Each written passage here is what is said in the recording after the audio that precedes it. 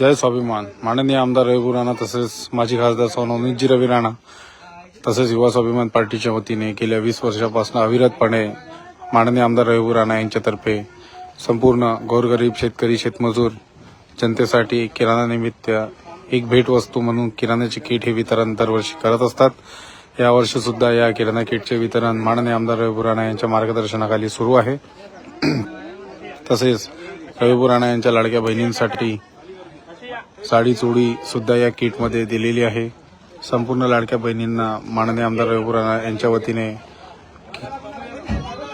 साडी सुद्धा भेट देण्यात येत आहे. 2 लाख कुटुंबियांपर्यंत या किराणा किटचे वितरण होणार आहे.